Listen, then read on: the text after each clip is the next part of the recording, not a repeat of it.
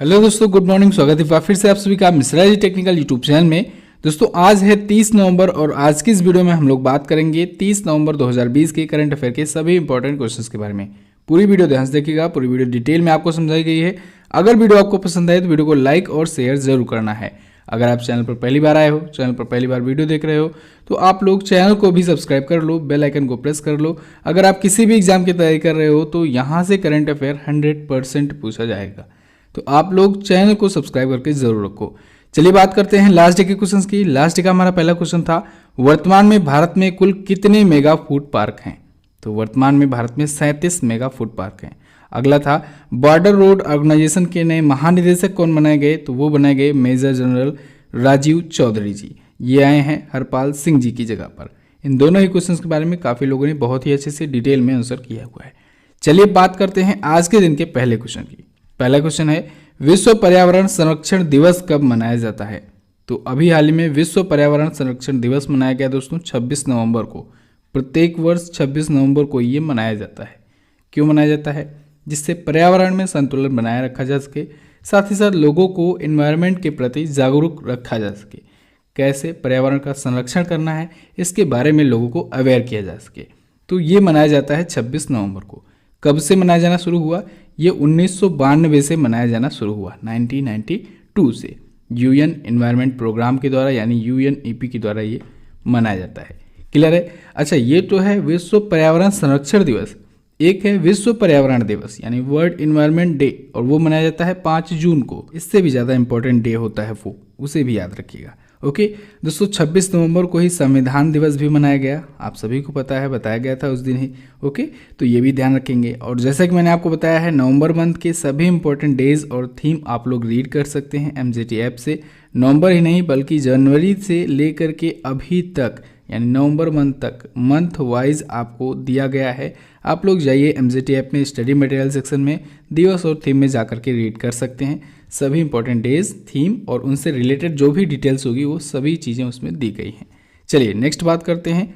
अगला है, हाल ही में जारी क्यूएस एशिया यूनिवर्सिटी रैंकिंग 2021 में एशिया का सर्वश्रेष्ठ विश्वविद्यालय किसे चुना गया? तो दोस्तों क्यूएस एशिया यूनिवर्सिटी रैंकिंग 2021 जारी की गई है। इसमें एशिया की बेस्ट यूनिवर्सिटी चुनी गई है national university of Singapore. National university of Singapore लगातार तीसरी बार बेस्ट यूनिवर्सिटी चुनी गई है, लगातार तीसरी बार। ओके, सेकंड पर कौन है? सेकंड पर है दोस्तों त्सिंगुआ यूनिवर्सिटी। कौन? त्सिंगुआ यूनिवर्सिटी है सेकंड पर, जो कि है चाइना की। और वहीं थर्ड पर है नानयांग टेक्नोलॉजिकल यूनिवर्सिटी। कौन?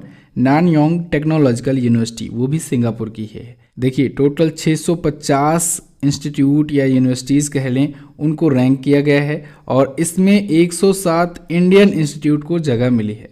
अब 107 इंडियन इंस्टीट्यूट हैं, तो इंडिया के टॉप 3 कौन है जो इसमें शामिल हैं? तो इंडिया के अगर टॉप 3 की बात की जाए तो उसमें आईआईटी बॉम्बे जो है ये इनमें सबसे ऊपर है, इंडिया के बारे में बात करें, लेकिन ओवरऑल रैंक है इसकी 47। आईआईटी दिल्ली इंडिया के लिहाज से तो दूसरे स्थान पर है, लेकिन ओवरऑल इसकी रैंक है 50। ठीक है, आईआईटी दिल्ली की 50 रैंक है। इसके बाद आईआईटी मद्रास है, इसका स्थान है 56, 56वां ओवरऑल है और भारत की तरफ से टॉप 3 में है, तीसरे स्थान पर। क्लियर है? बिल्कुल। अगला देखते हैं। नेक्स्ट है, कर्नाटक सरकार ने किस रेलवे स्टेशन का नाम बदलकर महादेवप्पा मिलारा रेलवे स्टेशन करने की घोषणा की? तो अभी हाल ही में कर्नाटक सरकार ने दोस्तों हावेरी रेलवे स्टेशन के लिए अप्लाई किया था कि इसका नाम चेंज होकर के महादेवप्पा मिलारा रेलवे स्टेशन हो जाए। तो अब हावेरी रेलवे स्टेशन जो होगा ये महादेवप्पा मिलारा रेलवे स्टेशन के नाम से जाना जाएगा।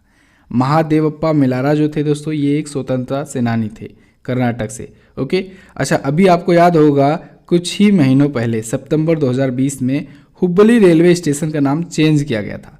हुबली रेलवे स्टेशन का नाम चेंज करके सिद्धरुद्धा स्वामी जी रेलवे स्टेशन किया गया था। क्या किया गया था? सिद्धरुद्धा स्वामी जी रेलवे स्टेशन किया गया था। और उसी टाइम पर इसी रेलवे स्टेशन के बारे में मैंने आपको बताया था कि हुबली रेलवे स्टेशन का जो प्लेटफॉर्म है ये दुनिया का सबसे लंबा रेलवे प्लेटफॉर्म बनने जा रहा है। हालांकि अभी बनने में इसको टाइम लगेगा। तो अभी अगर पूछा जाए कि वर्तमान में कौन है, तब आप गोरखपुर का ही नाम लेंगे, दुनिया का सबसे लंबा रेलवे प्लेटफॉर्म। लेकिन आने वाले दिनों में हुबली हो जाएगा, बस कुछ ही महीनों में। क्लियर है? बिल्कुल। कर्नाटक आया है तो कर्नाटक से हम लोग रिवीजन कर लेते हैं कुछ। 2025 तक बायो इकोनॉमी बनने का लक्ष्य रखा है कर्नाटक ने अभी हाल ही में विजयनगर को अपना 31वां जिला घोषित किया है। हम्पी में दोस्तों भगवान हनुमान की 215 मीटर ऊंची मूर्ति बनवाई जा रही है। मैसूर में भारत का पहला चंदन संग्रहालय खोला गया है। कर्नाटक सरकार ने केएल राहुल और वेदा कृष्णमूर्ति को, दोनों ही क्रिकेटर हैं, इनको एकलव्य पुरस्कार अभी हाल ही में दिया। 1 नवंबर को कर्नाटक स्थापना दिवस मनाया जाता है। अभी हाल ही में दोस्तों कर्नाटक के जो गवर्नर हैं वजुभाई बालाजी, उन्होंने इसरो के चीफ के सिवान को, किसे, के सिवान जी को दिया डॉक्टरेट की उपाधि। ओके, और कर्नाटक ने अभी हाल ही में क्लैप प्रोजेक्ट, क्या, क्लैप मॉड्यूल प्रोजेक्ट लॉन्च किया। तो ये भी आपको याद रखना चाहिए। इतने पॉइंट्स ये करंट अफेयर्स से हुए कर्नाटक से। अब हम लोग स्टैटिक की बात करते हैं। कर्नाटक देख लीजिए मैप में, ये रहा बेंगलुरु, यहाँ की राजधानी है, इलेक्ट्रॉनिक सिटी के नाम से भी हम लोग जानते हैं। बीएस येदियुरप्पा बीजेपी पार्टी से यहाँ के हैं चीफ मिनिस्टर, गवर्नर हैं वजुभाई बाला। बांदीपुर नेशनल पार्क और नागरहोल नेशनल पार्क है कर्नाटक में ही। अच्छा, कर्नाटक में ही गारसोप्पा या जोग जलप्रपात है, जिसे अब हम लोग महात्मा गांधी जलप्रपात के नाम से जानते हैं। ओके, कर्नाटक अपना बॉर्डर किससे शेयर कर रहा है? ये अपना बॉर्डर दोस्तों गोवा से, महाराष्ट्र से, तेलंगाना, आंध्र प्रदेश, तमिलनाडु और केरला से शेयर करता है कर्नाटक। क्लियर है बिल्कुल। चलिए, अब कर्नाटक हाईकोर्ट आया है। कर्नाटक हाईकोर्ट के चीफ जस्टिस कौन है? वो हैं अभय श्रीनिवास ओका जी। कौन है? अभय श्रीनिवास ओका जी हैं यहाँ के करंट टाइम पर चीफ जस्टिस। नेक्स्ट बात करते हैं। अगला है कैम्ब्रिज डिक्शनरी द्वारा किसे वर्ड ऑफ द ईयर चुना गया? तो अभी हाल ही में कैम्ब्रिज डिक्शनरी ने दोस्तों अपना वर्ड ऑफ द ईयर चुना है क्वारंटाइन को। किसे? क्वारंटाइन को। अब आगे बढ़ें आपसे वीडियो में, इससे पहले मैं आपको एक क्लिप दिखाना चाहता हूँ 12 नवंबर को। 12 नवंबर की करंट अफेयर में मैंने आपको कुछ बताया था, वो देखिए पहले। दोस्तों अभी कई और डिक्शनरियां हैं निकालेंगी, ठीक है, जैसे ऑक्सफोर्ड डिक्शनरी का वर्ड ऑफ द ईयर जो होता है वो बहुत पूछा जाता है एग्जाम में, तो बहुत ज़्यादा चांसेस है इनमें से कोई ना कोई एक वर्ड हो। आपको क्या लगता है, क्वारंटाइन वर्ड हो सकता है कि नहीं? कोविड-19 वर्ड भी बहुत ज़्यादा यूज किया गया है, बहुत ज़्यादा फेमस रहा है, हमें तो लगता है क्वारंटाइन हो सकता है। तो जैसा कि हम लोगों ने एक्सपेक्ट किया था कि क्वारंटाइन वर्ड जो है ये हो सकता है आने वाली डिक्शनरीज का जो वर्ड ऑफ द ईयर चुना जाए उनमें इसे भी चुना जाए, तो ऐसा हुआ भी। क्वारंटाइन को कैम्ब्रिज डिक्शनरी ने अपना वर्ड ऑफ द ईयर चुना है। ओके, कुछ दिन पहले लॉकडाउन वर्ड को चुना गया था कॉलिंस डिक्शनरी द्वारा वर्ड ऑफ द ईयर, और अब क्वारंटाइन वर्ड को कैम्ब्रिज डिक्शनरी द्वारा वर्ड ऑफ द ईयर। होता क्या है दोस्तों, जो वर्ड पूरे साल भर सबसे ज़्यादा चर्चित रहा हो और कुछ नया वर्ड रहा हो, उस वर्ड को चुना जाता है वर्ड ऑफ द ईयर। ठीक है, जो भी डिक्शनरीज हुई, चाहे ऑक्सफोर्ड डिक्शनरी हुई, कैम्ब्रिज डिक्शनरी हुई या कॉलिंस डिक्शनरी हुई, ये डिक्शनरीज जो हैं वो अपना अपना एक वर्ड ऑफ द ईयर चुनती हैं, जो उनको नया वर्ड मिला रहता है, यानी डिक्शनरी में जो वो नया वर्ड शामिल करती हैं और जो बहुत ज़्यादा फेमस हो गया रहता है। ठीक है, आई थिंक आपको बात समझ में आई होगी दोस्तों। अगर आप ये बात समझ जाते हैं, ये कॉन्सेप्ट समझ जाते हैं, तो अगर आपके सामने ये क्वेश्चन आता है, इस टाइप का क्वेश्चन आता है, तो आप लोग एलिमिनेशन के माध्यम से ये करेक्ट ऑप्शन टिक कर सकते हैं। चलिए अगला हम लोग एक्सपेक्ट करते हैं पैंडेमिक वर्ड। ठीक है, पैंडेमिक वर्ड हो सकता है आने वाली डिक्शनरीज में चुना जाए, या फिर इनमें से ही हो सकता है चुन लिया जाए। ओके, अगला क्वेश्चन है, हाल ही में किस राज्य सरकार ने जगन्नाथ थोड़ू योजना शुरू की? तो अभी हाल ही में आंध्र प्रदेश राज्य सरकार ने जगन्नाथ थोड़ू योजना शुरू की है। आंध्र प्रदेश के सीएम जगन मोहन रेड्डी जी ने इसकी घोषणा की, इसका उद्घाटन किया इस योजना का। इस योजना के तहत होगा ये दोस्तों कि 9.05 लाख छोटे जो व्यापारी हैं, कितने, 9.05 लाख छोटे व्यापारियों के बैंक खातों में, बैंक अकाउंट्स में इंटरेस्ट फ्री लोन प्रोवाइड किया जाएगा, यानी उनको जो लोन दिया जाएगा उस पर इंटरेस्ट नहीं लिया जाएगा। तो इसके लिए आंध्र प्रदेश राज्य सरकार ने दोस्तों 905 करोड़ रुपए भी जमा किए हैं। ठीक है, 9.05 लाख छोटे व्यापारियों के लिए। चलिए अब आंध्र प्रदेश आया है, आंध्र प्रदेश के बारे में जानिए। आंध्र प्रदेश की राजधानी दोस्तों अभी है हैदराबाद, आगे चलकर 3 राजधानियां होंगी, कुर्नूल, विशाखापत्तनम और अमरावती। आंध्र प्रदेश ये रहा मैप में। जगन मोहन रेड्डी जी YSR कांग्रेस पार्टी से यहाँ के हैं चीफ मिनिस्टर, विश्वभूषण हरिचंदन जी यहाँ के हैं गवर्नर करंट टाइम पर। आंध्र प्रदेश अपना बॉर्डर दोस्तों शेयर करता है तेलंगाना से, छत्तीसगढ़ से, ओडिशा से, तमिलनाडु से और कर्नाटका से। आंध्र प्रदेश से ही अलग हुआ था 2 जून 2014 को तेलंगाना राज्य। भारत का 29वां राज्य तब ये बना था, हालांकि अब भारत में है टोटल 28 राज्य। आंध्र प्रदेश दोस्तों भाषाई आधार पर अलग होने वाला पहला राज्य बना था, कब? 1956 में। ओके, चलिए आंध्र प्रदेश हाई कोर्ट जो है दोस्तों भारत का सबसे लास्ट हाई कोर्ट है, यानी 25वां हाई कोर्ट है भारत में। वर्तमान में 25 हाई कोर्ट है। यहाँ के चीफ जस्टिस हैं JK माहेश्वरी। कौन है? JK माहेश्वरी जी हैं यहाँ के चीफ जस्टिस। अच्छा, आंध्र प्रदेश के विशाखापत्तनम में है दोस्तों भारत के 18वें रेलवे जोन का हेडक्वार्टर। भारत के 18वें यानी सबसे आखिरी रेलवे जोन का हेडक्वार्टर है विशाखापत्तनम में।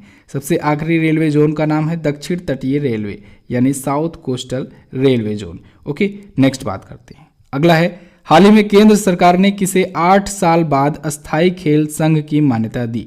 तो अभी हाल ही में केंद्र सरकार ने दोस्तों भारतीय तीरंदाजी संघ को 8 साल के बाद एक बार फिर से अस्थायी खेल संघ की मान्यता दे दी है। भारतीय तीरंदाजी संघ की मान्यता दोस्तों 8 साल पहले रद्द कर दी गई थी, कैंसिल कर दी गई थी। डेट याद रखिएगा, दिसंबर 2012। दिसंबर 2012 में राष्ट्रीय खेल विकास संहिता के अकॉर्डिंग सिलेक्शन ना किए जाने की वजह से इसकी मान्यता रद्द कर दी गई थी। और फिर इसके बाद विश्व तीरंदाजी संघ ने 2019 में इसे निलंबित भी कर दिया था। लेकिन अब एक बार फिर से केंद्र सरकार ने दोस्तों अस्थायी संघ के रूप में मान्यता इसकी बहाल कर दी है और इसका अध्यक्ष बनाया गया अर्जुन मुंडा जी को। साथ ही साथ इसके महासचिव बनाए गए प्रमोद चंदूरकर। कौन? प्रमोद चंदूरकर इसके महासचिव बनाए गए भारतीय तीरंदाजी संघ के। तो एक बार फिर से भारतीय तीरंदाजी संघ को अस्थायी खेल संघ की मान्यता मिल गई है। चलिए नेक्स्ट बात करते हैं। हाल ही में किसने महिला बिग बैश लीग 2020 जीती? तो अभी हाल ही में सिडनी थंडर्स ने दोस्तों मेलबर्न स्टार को हरा करके महिला बिग बैश लीग जीत ली है, विमेंस बिग बैश लीग। ये दोस्तों विमेंस का T20 क्रिकेट टूर्नामेंट होता है और सिडनी थंडर्स ने हरा दिया है मेलबर्न स्टार्स को। ओके, सिडनी थंडर्स इसने दूसरी बार जीता हुआ है। प्लेयर ऑफ द मैच की बात करें तो प्लेयर ऑफ द मैच चुनी गई शमीम इस्माइल। कौन? शमीम इस्माइल। अच्छा दोस्तों, अभी कुछ दिन पहले ही एक और टूर्नामेंट के बारे में मैंने आपको बताया था, विमेंस टूर्नामेंट ही था, विमेंस T20 चैलेंज नाम था उसका। विमेंस T20 चैलेंज को जीता ट्रेल ब्लेजर्स ने। किसने?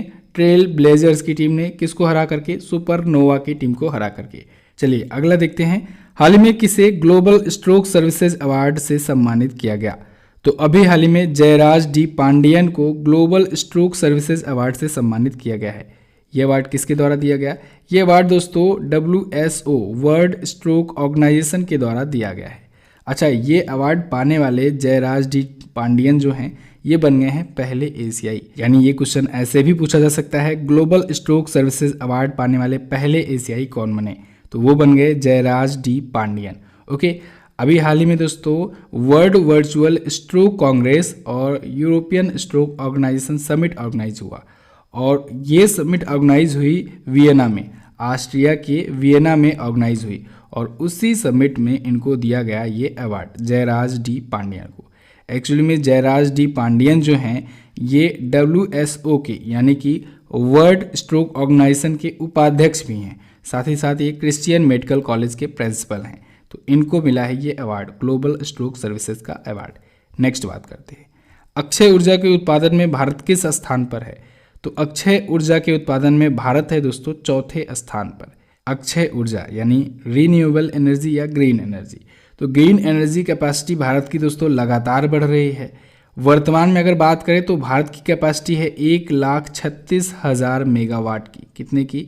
1,36,000 मेगावाट की रीन्यूएबल एनर्जी की कैपेसिटी है भारत की, जो कि इंडिया की जो टोटल कैपेसिटी है, टोटल एनर्जी की जो कैपेसिटी है उसका 36% है। तो बहुत ही तेज़ी के साथ बढ़ रही है और पिछले 6 वर्षों में देखा गया है कि 2.5 गुना वृद्धि हुई है। कितना? 2.5 गुना वृद्धि हुई है पिछले 6 वर्षों में भारत में। और इसमें सोलर एनर्जी की बात करें तो ग्रीन एनर्जी में सोलर एनर्जी जो है ये 13 गुना बढ़ी है। पिछले 6 वर्षों में 13 गुना बढ़ी है सोलर एनर्जी इंडिया की। अच्छा, इंडिया ने इस अवसर पर अपना टारगेट भी डिसाइड किया है। इंडिया का टारगेट है कि 2022 तक वो 175 गीगावाट की, कहाँ तक की? 175 गीगावाट तक की एनर्जी कैपेसिटी वाला देश बन जाएगा। और वहीं 2035 तक का टारगेट रखा है कि भारत 450 गीगावाट तक की कैपेसिटी वाला कंट्री बन जाएगा। अक्षय ऊर्जा कैपेसिटी, ठीक है, अक्षय ऊर्जा का उत्पादन करेगा इतना। ओके, तो अभी वर्तमान में अक्षय ऊर्जा के उत्पादन में भारत है चौथे स्थान पर। अगला है भारत का पहला अंगदाता स्मारक कहाँ स्थापित किया गया। तो भारत का पहला ऑर्गन डोनर मेमोरियल स्थापित किया गया जयपुर में। जयपुर राजस्थान में ये स्थापित किया गया है भारत का पहला अंगदाता स्मारक। अभी दोस्तों 27 नवंबर को मनाया गया था भारतीय अंगदान दिवस, तो उसी अवसर पर 27 नवंबर को ही जयपुर राजस्थान में इसका उद्घाटन हुआ ऑर्गन डोनर मेमोरियल का। इसको बनाया है दोस्तों मोहन फाउंडेशन ने। किसने? मोहन फाउंडेशन के द्वारा इसे बनाया गया है और वहाँ के सीएम यानी राजस्थान के सीएम अशोक गहलोत जी ने इसका उद्घाटन किया है। तो जयपुर में बना भारत का पहला अंगदाता स्मारक। ओके, तो बस दोस्तों ये तो थे हमारे आज के दिन के टॉप 10 करंट अफेयर के क्वेश्चंस। आई होप आपको वीडियो पसंद आई होगी। वीडियो अगर पसंद आई है वीडियो को लाइक कर दीजिए, अपने दोस्तों के पास भी इसे शेयर कर दीजिएगा और चैनल पर अगर नए आए हो चैनल को सब्सक्राइब करके बेल आइकन को प्रेस कर देना, जिससे आने वाली वीडियोज का नोटिफिकेशन भी आपको मिलता रहे। इसकी क्विज आपको MGT ऐप पर मिलेगी, वहीं पर इसकी PDF भी मिलेगी। लिंक डिस्क्रिप्शन में दिया गया है या फिर गूगल प्ले स्टोर से जाकर के डाउनलोड कर लीजिए MGT ऐप और वहाँ पर आप लोग बहुत सारी चीज़ें पा जाएंगे रीड करने को। तो आप लोग MGT ऐप को जरूर इंस्टॉल करके रखिए। बात करते हैं क्वेश्चन ऑफ द डे की। आज का पहला क्वेश्चन है आपके लिए, किस खाड़ी देश के क्राउन प्रिंस को नोबेल शांति पुरस्कार 2021 के लिए नामित किया गया है?